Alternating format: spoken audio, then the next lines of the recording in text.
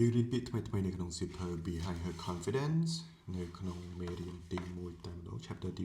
1 hometown ពាក្យនេះគឺបកប្រែថាស្រុកកំណើត memories ការចងចាំ confidence ទំនុកចិត្តហើយ ce វាជា noun ទៅពេលកតុយ t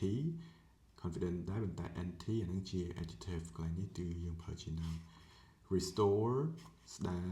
ហើយនឹងពាក្យ normal វាជា adjective ដល់ពាក្យ normalcy ជា noun ភាពប្រក្រតីធម្មតា merely នឹងវាស្មើនឹងពាក្យ just ឬក៏ស្មើនឹងពាក្យ only ត្រឹមតែ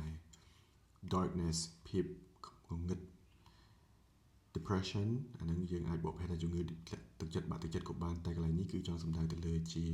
គេហៅថាស្ថានភាពនៃទឹកចិត្តរបស់មនុស្សឬក៏ចិត្តរបស់មនុស្សគឺភាពធ្លាក់ទឹកចិត្តឬក៏ការបាក់ទឹកចិត្ត a new ថ្មី novice ថ្មីថ្មោង outwardly ពីខាងក្រៅ doubt ជា adjective សង្ស័យ sorry កន្លែងនេះមិនមែនជា adjective ជា noun ខ្ញុំច្រឡំមួយពាក្យ doubtful ជា noun សង្ស័យតែបើសិនជា verb ការយើងបកប្រែថាសង្ស័យដូចគ្នាប៉ុន្តែវាអាចដើរតួជា noun ក៏បានដើរតួជា verb ក៏បានអញ្ចឹងវាអាស្រ័យទៅលើ sentence ដែលយើងមើលនឹងអាហ្នឹងបើសិនជាវាអានេះទម្រង់វាសារវាខូច is អញ្ចឹងយើងដឹងថានឹងជា noun ហើយ ability សមត្ថភាព frank ស្មើនឹងពាក្យ honest ដោយស្មោះត្រង់ឬក៏ដោយត្រង់ insecurity ភាពមិនជឿជាក់លើខ្លួនឯង self doubt ការសង្ស័យខ្លួនឯងអាពាក្យ self doubt ហើយ insecurity នឹងវាន័យវាផាក់ផាយគ្នាស្តៀងគ្នា reveal បង្ហាញទំព័របន្ទាប់ nemesis យើងពីមុនមកយើងធ្លាប់តែឃើញប្រើពាក្យថា enemy តែពាក្យ nemesis ក៏បកប្រែថាសត្រូវដែរប៉ុន្តែវាមានអត្ថន័យរៀងខុសគ្នាខ្លះពី enemy អញ្ចឹងណា modesty ភាពរំទុំឬក៏ការដាក់ខ្លួន intelligence បញ្ញាញាណ beautify ធ្វើឲ្យស្រស់ស្អាតពាក្យ beautiful យើងដឹងពាក្យ beauty ក៏យើងដឹងតែនេះគឺជាទម្រង់ជា verb imaginable បើ imagine យើងដឹង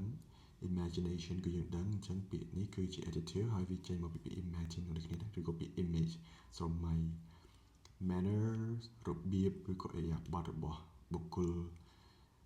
choice ជម្រើស favorable អំណោយផលពាក្យទាំងអស់នេះជឿថាអាចនឹងចេះហើយអញ្ចឹងខ្ញុំគ្រាន់តែ highlight ទុកទេប៉ុន្តែបកប្រែឲ្យទេចូលទៅបន្ទាប់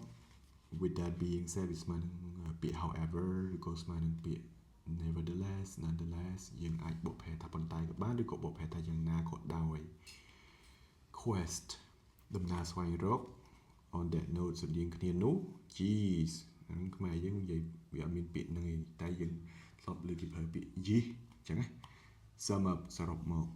ស្មើនឹងពាក្យ conclude ឬក៏ conclusion fascinating គួរចាប់អារម្មណ៍ orate ហើយ orated អញ្ចឹងអានេះជា past អញ្ចឹងមិនមាន d បកប្រែថានិទានស្មើនឹងពាក្យ telling story ដែរ folk tales រឿងនិទាន floating អណ្ដែត floating house ផ្ទះអណ្ដែតទឹក definitely ប្រកាសជា adverb remote ដាច់ស្រយាល grocery store ហាងចាប់ហួយតូបចាប់ហួយភាសាយើងប្រើនេះ a small grocery store voluntary អានេះខ្ញុំភ្លេចទៅសេប៉ុន្តែបកប្រែថាដោយស្ម័គ្រចិត្ត ice bucket ធុងទឹកកកក៏បាន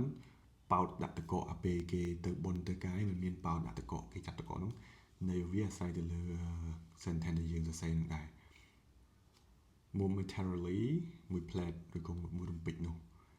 grant ផ្ដល់ឲ្យស្មើនឹងពាក្យ offer ស្មើនឹងពាក្យ provide ស្មើនឹងពាក្យ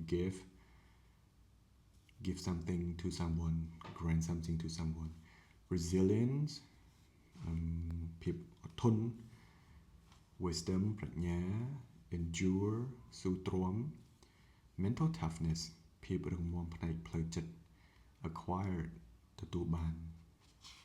អញ្ចឹងនៅក្នុង chapter ទី2យើងនឹងចូលទៅក្នុងវីដេអូបន្ទាប់